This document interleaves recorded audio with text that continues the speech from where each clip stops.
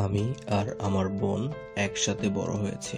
যখন আমরা ছোট ছিলাম তখন খেলার সময় ওর হাত কেটে যেত, কিন্তু ও কখনোই কান্না করতো না, বরং সে তার পছন্দের all time using surgical tape লাগাতো।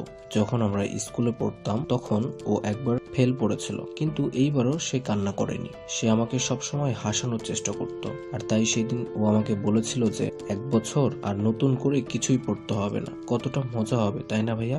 যখন আমরা কোনো ছোটখাটো চেক আপ করানোর জন্য ডক্টর কাছে যেতাম তখনও সে অনেক এক্সাইটেড থাকে। ও আমাকে বলে যে অনেক ভালো হতো যদি আমার এমন কোনো রোগ হতো যেটা পৃথিবীতে আর অন্য কারো কখনোই হয়নি, তাহলে আমি কতটা ফেমাস হয়ে যাব, তাই না ভাইয়া? ওর কখনোই কোনো কথা শুনে ভয় লাগতো না। কিছু বছর পর যখন আমরা জানতে পারি যে ওর ক্যান্সার হয়েছে, তখনও ওর ভয় লাগেনি। অসুস্থতার জন্য ওর অনেক কষ্ট হতো, ওকে দেখে আমার চোখে পানি চলে আসতো, কিন্তু তারপরেও ও কান্না করতো না, বরং ও এমন এমন কথা বলতো যেটা শুনে সবারই মুখে হাসি চলে আসবে। ওর শেষ সময়ে আমাদের কান্না করা ছাড়া আর কিছুই করার ছিল না। ওই সময়টাতেও ও কান্না করেনি। ও আমাকে বলেছিল যে চিন্তা করো না ভাইয়া, দ্বিতীয়বার আবারও আমাদের জান্নাতে দেখা হবে। আমি তেমন একটা ধার্মিক মানুষ নই, তারপরেও আমি আমার বোনের কথা বিশ্বাস করে ফেলি। আজ 1 মাস হলো ওর মৃত্যু হয়েছে, কিন্তু বিগত কয়েক রাত থেকে আমি ওর রুমের ভিতর থেকে ওর কান্নার আওয়াজ শুনতে পাচ্ছি। এই আওয়াজ আমি আমার জীবনে কখনোই শুনিনি, কারণ ও কখনোই কান্না করতো না। ধীরে ধীরে এই আওয়াজ বেশি হতে থাকে। এখন ও অনেক জোরে জোরে কান্না করে, এমনটা মনে হয় যে ও কোনো বড় বিপদের মধ্যে রয়েছে অথবা কোনো কঠিন পরিস্থিতির মধ্যে দিয়ে যাচ্ছে। এখন তো ওর রুম থেকে ওর চিৎকার শোনা যায়, এমন চিৎকার যেটা শুনে আমার হৃৎপিণ্ড কেঁপে ওঠে। চিৎকার শুনে এমনটা মনে হয় যে কেউ ওকে ধাক্কা মেরে উপর থেকে নিচে ফেলে দিচ্ছে, অথবা ভয়ঙ্কর কোনো জন্তু ওকে টেনে হেঁচড়ে নিয়ে যাচ্ছে। যদি জান্নাত সত্য হয় তাহলে বিশ্বাস করো ও জান্নাতে নেই, ও অন্য কোথাও আছে। আমি জানি না আমার বোন কোথায় আছে। ও যেখানেই থাক না কেন খুব খারাপ জায়গায় আছে। আমি বুঝতে পারছি না এই সময়টাতে আমি কি করব, কিন্তু এতটুকু জানি যে আমার সাহায্যের প্রয়োজন, কারণ আমি আমার বোনকে ভালোবাসি। আর ওর এই কান্না আমি আর শুনতে পারছি না। কষ্টে বুকটা ফেটে যাচ্ছে।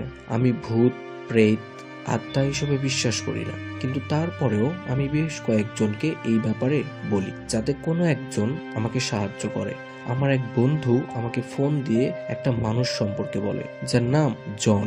মিস্টার জন নাকি আত্মা মানে মৃত ব্যক্তির সাথে কথা বলতে পারে। আমার বন্ধু আমাকে মিস্টার জনের সাথে দেখা করতে বলে। তখন রাত অনেক হয়ে গিয়েছিল, কিন্তু আমি সকাল অবধি অপেক্ষা করতে পারবো না, তাই সাথে সাথে আমি জনের সঙ্গে দেখা করার জন্য রওনা দিই। আমি জানি না যে মিস্টার জন আমাকে সাহায্য করবে কিনা, তারপরেও আমি তার সাথে দেখা করতে চাই।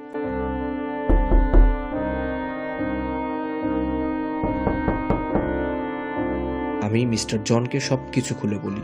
এই কয়দিনে যা কিছু হয়েছে সবকিছুই আমি মিস্টার জনকে বলি। সবকিছু শোনার পর মিস্টার জন বলে যে আগামীকাল রাতে সে আমার বাড়িতে আসবে আর এটা দেখার চেষ্টা করবে যে আসলে সেখানে কি হয়েছে। পরের দিন আনুমানিক রাত 10টার দিকে মিস্টার জন আমার বাড়িতে আসে, কিন্তু যখনই উনি তার পা ঘরের ভিতরে রাখেন তখনই চমকে ওঠেন এবং পিছনে ফিরে আসেন আর বলেন ও এখানে আছে। মিস্টার জন আমাকে বাইরে থাকতে বলেন, কারণ উনি আমার বোনের সাথে কথা বলতে চান এবং এটা জানতে চান যে আমার বোনের সাথে কি হচ্ছে আর কেনই বা সে কান্না করছে।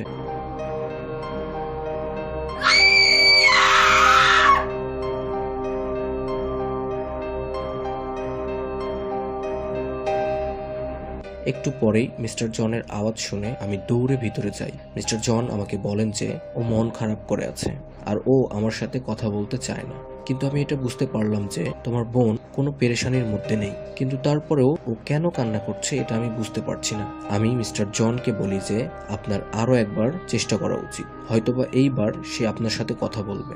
আর আমি সঠিক ছিলাম। আমার বোন মিস্টার জনের সাথে কথা বলে আর মিস্টার জন হাসি মুখে আমার কাছে আসে এবং বলে, তুমি জানো তোমার বোন কেন কান্না করে? কারণ তোমরা সবাই কান্না করো। যখন ও বেঁচে ছিল তখন ও তোমাকে হাসাতে পারতো, কিন্তু এখন ও তোমাকে আর হাসাতে পারে না, কিন্তু তোমাকে দেখতে পাই। সে তোমাদের সবার কান্না দেখে সহ্য করতে পারে না।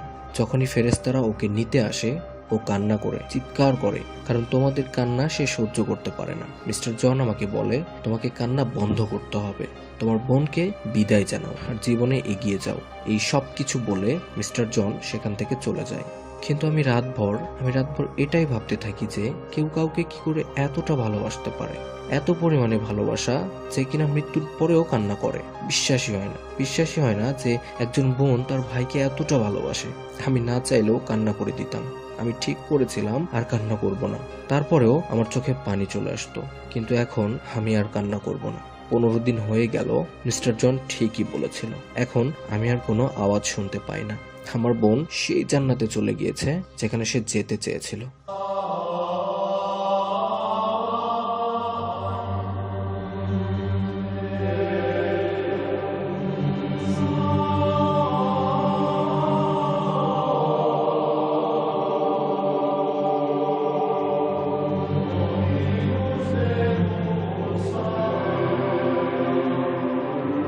আর আমার মৃত্যুর পর যদি জান্নাতে যাই, তাহলে আমার বোনের সাথে দেখা হবে।